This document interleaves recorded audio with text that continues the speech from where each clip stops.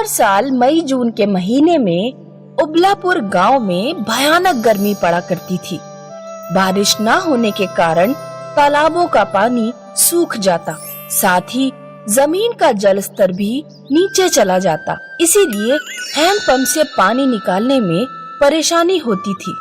अम्मा, नल का पानी फिर चला। बाल्टी में पानी होगा, उससे नहा ले। बाल्टी भी खाली है।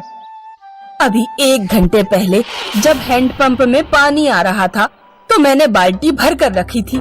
सैफाली महारानी जी उसी से नहा ली होंगी। हमारा लड़का ऐसे ही बिना नहाए मलिच रह गया। मैंने भी तो कल पानी भर कर रखा था, तो तुम्हारा लड़का उससे नहा लिया। मैंने तो कुछ नहीं कहा, हमारी लड़की नहा ली तो तुम्हें बहुत बड़ी आफत आ गई।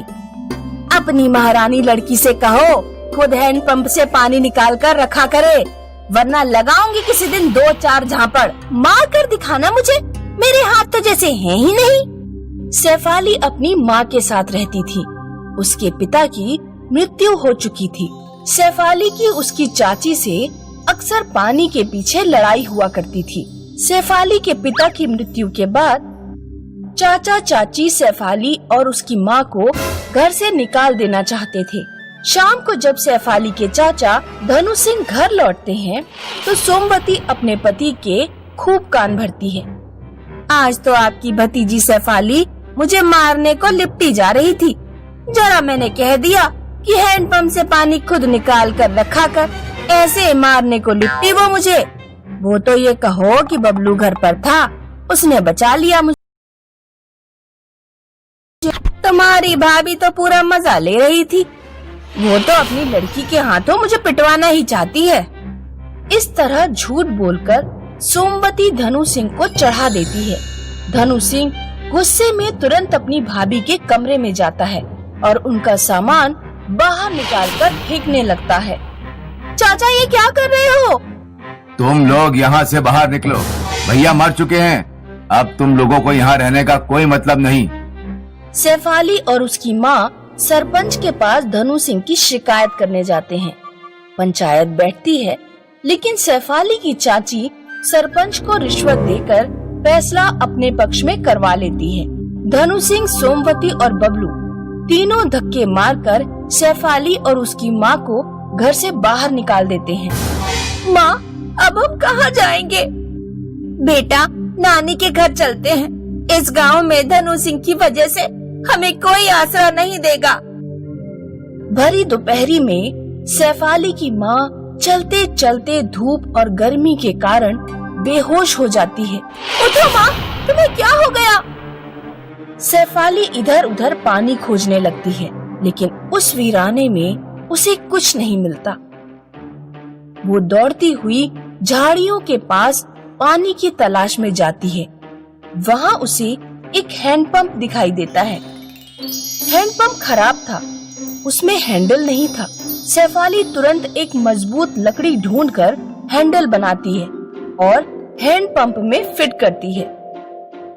1 घंटे लगातार प्रयास करने के बाद नल से कुछ निकलना शुरू होता है, लेकिन वो पानी नहीं, तरल सोना था जो बाहर निकलते ही जम जाता। ये तो सोना है। सैफाली थोड़ा सा सोना लेकर ही अपनी माँ के पास दौड़ती है। माँ अभी भी बेहोश थी। एक नौजवान घुड़सवार रास्ते से गुजर रहा था। सैफाली उसके पास जाकर बोली, मेरी माँ को अस्पताल तक पहुँचा दो और बदले में ये सोना ले लो। घुड़सवार सैफाली और उसकी माँ को अस्पताल तक छोड़ देता है। फिर मिलेंगे। अस्पताल में माँ का कुछ दिन इलाज चलता है और वो ठीक हो जाती है। माँ, नानी घर जाकर बोझ बनने की जरूरत नहीं है। सोना देने वाले हैंडपंप के पास ही हम झोपड़ी डाल लेंगे और वहीं रहेंगे। सैफाली और उसकी माँ हैंडपंप से जरूरत के मुताबिक सोना निकालकर बेच देते हैं और झोपड़ी बनाकर जरूरत का सामान खरीद लेते हैं। घुड़सवार जब भी रास्ते से गुजरता तो सैफाली से मिलकर जाता। एक दिन बबलू ने बाजार में सैफाली को बहुत अच्छे कपड़े पहने घुड़सवार के साथ घूमते देख लिया।